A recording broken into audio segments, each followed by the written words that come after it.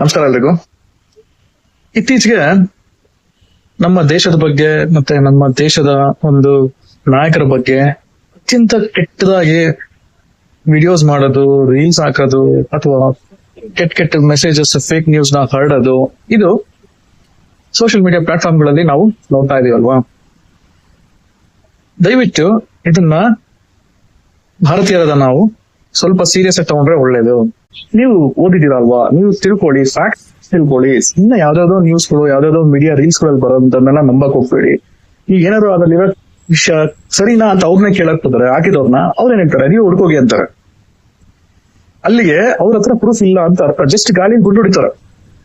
ಅದನ್ನೆಲ್ಲ ನಾವು ನಂಬಾರ್ದು. Especially youngsters. ಯುವಕರು ಯುವತಿಯರು ದಯವಿಟ್ಟು ಈ ವಿಷಯದಲ್ಲಿ ಸ್ವಲ್ಪ ಎಚ್ಚರದಿಂದ ಇರಿ. ನಿಮಗೆ ನಮ್ಮ ದೇಶದ ಬಗ್ಗೆ ಕೆಟ್ಟದಾಗಿ ಭಾವನೆ ಬಿಂಬಿಸೋ ಒಂದು ಪ್ರಯತ್ನ ನಡೀತಾ ಇದೆ. ದಯವಿಟ್ಟು ಅದಕ್ಕೆಲ್ಲ ಕಿವಿಗೊಡ್ಬೇಡಿ. ಸ್ವಲ್ಪ ಹುಷಾರಾಗಿರಿ.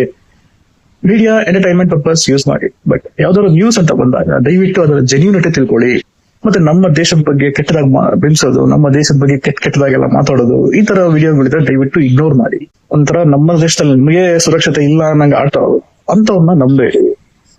ನಾನು ಹೇಳೋದಿಷ್ಟ, ನೀವು ನಿಮ್ಮ ತಂದೆ ತಾಯಿ ಪರ ನಿಲ್ತೀರಾ ಅಥವಾ ಯಾರೋ ಮೂರನೇವರು, ನಿಮ್ಗೆ ಆಗದೆ ಇರೋರು ನಿಮ್ಮ ಮನೆ ಒಡೆಯುವಂತವ್ರ ಜೊತೆ ನಿಲ್ತೀರಾ? ಇದನ್ನ ನೀವು ಮನಸ್ಸಲ್ಲಿ ಇಟ್ಕೊಳ್ಳಿ. ಓವರ್ ಎಕ್ಸ್ಪ್ರೆಸಿವ್ ಆಗಕ್ಕೆ ಹೋಗ್ಬೇಡಿ. ನಿಮಗೆ ಸರಿಯಾದ ಸಂದರ್ಭ ಬಂದಾಗ ನೀವು ಅದಕ್ಕೆ ತಕ್ಕ ಉತ್ತರ ಕೊಡಿ. ಫಾರ್ ಎಕ್ಸಾಂಪಲ್ ಎಲೆಕ್ಷನ್ಸ್, ಈ ತರ ಜನನಾಯಕನ ಆರಿಸುವಾಗ ನಿಮ್ಗೊಂದು ಉದಾಹರಣೆ ಹೇಳ್ತೀನಿ ಕೇಳಿ. ನಿಮ್ಮ ತಂದೆ ತಾಯಿ ನಿಮ್ಮ ಮನೆಯಲ್ಲಿ ನಿಮಗೆ ಒಳ್ಳೆ ಬುದ್ಧಿ ಕಲಿಸ್ಬೇಕು, ಒಳ್ಳೆ ಬಿಹೇವಿಯರ್ ಕಲಿಸ್ಬೇಕು, ಮತ್ತೆ ನೀವು ಒಳ್ಳೆ ಜೀವನದಲ್ಲಿ ಮುಂದುವರ್ಬೇಕು ಅಂತ ಹೇಳಿ ಅವ್ರು ಕಷ್ಟಪಟ್ಟು ನಿಮ್ಮನ್ನ ಏನೋ ಸಾಕ್ತಾ ಇರ್ತಾರಲ್ವ. ಅದೇ ಆ ಮನೆಯಲ್ಲಿ ನಿಮ್ಮನ್ನ ಆ ರೀತಿ ಬೆಳೆಸ್ತಾ ಇರೋದನ್ನ ನೋಡಿ ಯಾರು ಅವ್ರಿಗೆ ಆಗದೆ ಇರೋರು, ನಿಮ್ಗೆ ಆಗದೆ ಇರೋರು, ನಿಮ್ ಕಂಡ್ರೆ ಹೊಟ್ಟೆ ಉರಿ ಬಿಡೋರು, ಅವರು ನಿಮ್ ಮನಸ್ಸಲ್ಲಿ ನಿಮ್ಮ ತಂದೆ ತಾಯಿ ಬಗ್ಗೆ ಕೆಟ್ಟದಾಗೆ ಮಾತಾಡ್ಕೊಂಡು ನಿಮ್ಮ ಮನಸ್ಸಲ್ಲಿ ಅವ್ರ ಬಗ್ಗೆ ಕೆಟ್ಟ ಭಾವನೆ ಮೂಡಿಸುವಂತ ಒಂದು ಪ್ರಯತ್ನ ಮಾಡಕ್ ಬಂದಾಗ ನೀವು ಎಚ್ಚರಗೊಳ್ದೇ ಇದ್ರೆ ನೀವು ನಿಮ್ಮ ತಂದೆ ತಾಯಿನ ರೋಲ್ ಮಾಡಲ್ ಅಂತ ಅನ್ಕೊಂಡಿರ್ತೀರಲ್ವಾ, ಅದು ಸ್ಲೋಲಿ ಬದಲಾಗಿ ಅವರು ದೊಡ್ಡ ವೈರಿಗಳ ತರ ಕಾಣಿಸ್ತಾರೆ. ಮೊದಲು ಅವ್ರು ನಿಮ್ಮನ್ನ ಅಪ್ರೋಚ್ ಮಾಡಿ ನಿಮ್ಮ ತಂದೆ ತಾಯಿ ಬಗ್ಗೆ ಕೆಟ್ಟ ಮಾತಾಡ್ತಾರೆ. ನೀವು ಅದಕ್ಕೆ ಕಿವಿಗೆ ಹೊಡೆದ ಇಗ್ನೋರ್ ಮಾಡ್ತೀರ. 10 ಸಲ ಅವರು 100 ಸಲ ಕಲ್ಲೆಸಿತಾರೆ. ಸಪೋಸ್ ನಿಮ್ ಮೈಂಡ್ ಅಲ್ಲಿ 1 ಸಲ ಆತರ ಡೌಟ್ ಬಂದ್ರೆ, ನಮ್ ತಂದೆ ತಾಯಿ ಹೌದಾ, ಹೀಗೂ ಇರ್ಬೋದಾ, ಕೆಟ್ಟವ್ರ, ನಮ್ ತಂದ್ರೆ ಇಷ್ಟ ಇಲ್ವಾ ಅನ್ನೋದು 1 ಸಲ ನಿಮ್ ತಲೆಯಲ್ಲಿ ಬಿತ್ತು ಬಿಟ್ರೆ ಅವ್ರು ಅದರಲ್ಲಿ ಸಕ್ಸಸ್ಫುಲ್ ಅಂತ ಅರ್ಥ. ಅಂದ್ರೆ ಅವ್ರ ಉದ್ದೇಶನೇ ಅದು, ನಿಮ್ ಮೈಂಡ್ ಅಲ್ಲಿ ನಿಮ್ಮ ತಂದೆ ತಾಯಿ ಬಗ್ಗೆ ಕೆಟ್ಟದಾಗಿ ಭಾವನೆಗಳನ್ನ ಬೆರೆಸ್ಬೇಕು ಅಂತ. So just compare this with the current scenario. ಈಗ ಏನ್ ನಡೀತಾ ಇದೆ ನಮ್ಮ ದೇಶದಲ್ಲಿ, ಯಾವ ಜನರು ನಮ್ಮನ್ನ ಹೊಡಿಬೇಕು, ನಮ್ಮ ದೇಶನ ಹಾಳು ಮಾಡ್ಬೇಕು ಅಂತ ಕಾಯ್ತಾ ಇದಾರಲ್ಲ, ಏನ್ ಸುತ್ತಮುತ್ತ ನಮ್ಮ ದೇಶ ಸುತ್ತಮುತ್ತ ಇರೋ ವೈರಿಗಳೇನ್ ಸುಮ್ನೆನಾ? ಸಣ್ಣ ಚಾನ್ಸ್ ಸಿಕ್ಕಿದ್ರು ಸಾಕು ಅದನ್ನ ಬ್ಲೋ ಅಪ್ ಮಾಡಿ ಕೆಟ್ಟದಾಗಿ ಬಿಂಬಿಸಕ್ಕೆ ಪ್ರಯತ್ನ ಪಡ್ತಾ ಇದ್ದಾರೆ. ಈ ತರ ಸಂದರ್ಭದಲ್ಲಿ ಯಂಗ್ಸ್ಟರ್ಸ್ ಎಸ್ಪೆಷಲಿ ನಾವು ದಾರಿ ತಪ್ಪಬಾರ್ದು.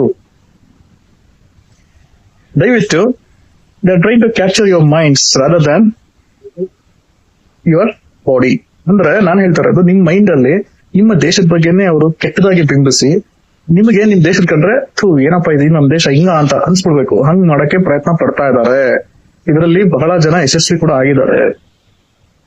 ಇದಕ್ಕೆ ಹಣ ಬೇರೆ ಕಡೆಯಿಂದ ಬರ್ತಾ ಇದೆ ಅನ್ನೋದು ಎಲ್ಲರಿಗೂ ಗೊತ್ತಿದೆ.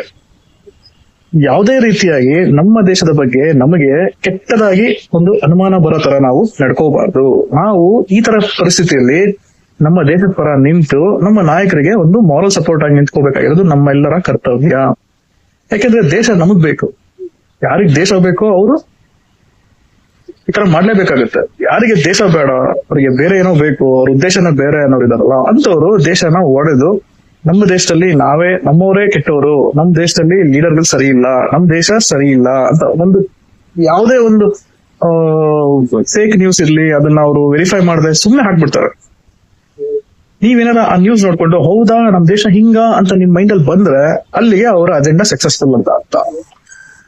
ಅವ್ರಿಗೂ ಗೊತ್ತಿದೆ ರೀ ಇದು ಒಂದ್ ದಿನದಲ್ಲಿ ಆಗಲ್ಲ ಅಂತ, ವರ್ಷಾನ್ಗಟ್ಲೆಯಿಂದ ಮಾಡ್ತಾರೆ. ಈಗ ಫಾರ್ ಎಕ್ಸಾಂಪಲ್ ನಮ್ಮ ದೇಶದಲ್ಲಿ ನಾರ್ತ್ ಪಾರ್ಟ್ ಅಲ್ಲಿ ಬಹಳ ಒಂದು ಜನರೇಷನ್ ವೈಪೌಟ್ ಆಯ್ತು. ಈಗಿರೋ ಜನರೇಷನ್ಸ್ಗೆಲ್ಲ ಅವ್ರ ಮೈಂಡ್ ಅಲ್ಲಿ ಬೇರೆನೇ ಇದೆ. ಹಾಗೆ ಇಡೀ ಭಾರತದಲ್ಲಿ ಎಲ್ಲರ ಒಂದು ಮನಸ್ಸಲ್ಲೂ ಕೂಡ ಈ ತರ ಒಂದು ಅಜೆಂಡಾಗಳನ್ನ ಬಿತ್ತುವಂತ ಒಂದು ಕಾರ್ಯ ನಡೀತಾ ಇದೆ.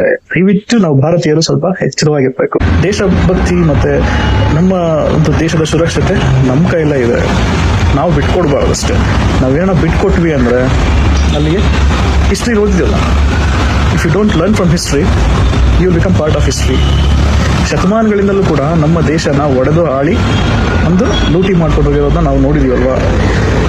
ಈ ತರ ಜನರೇಷನ್ ಕೂಡ ಸೈಬರ್ ಯುಗದಲ್ಲೂ ಕೂಡ ಈ ರೀತಿ ದರೋಡೆ ಮಾಡ್ತಾ ಇದ್ದಾರೆ. ಯಾರು ಫಿಸಿಕಲಿ ಬಂದು ನಿಮ್ ದರೋಡೆ ಮಾಡಲ್ಲ. ಎಲ್ಲ ಈ ತರ ಥಾಟ್ಸ್ ಮತ್ತೆ ಪ್ರೊವೊಕೇಟಿವ್ ಥಿಂಗ್ಸ್ ಹಾಕಿ ಹೊಡೆದು ನಮ್ಮಲ್ಲೇ ಒಗ್ಗಟ್ಟನ್ನ ಹೊಡೆದು ಅವ್ರು ಬಂದು ಬಾಳ್ತಾ ಇದ್ದಾರೆ.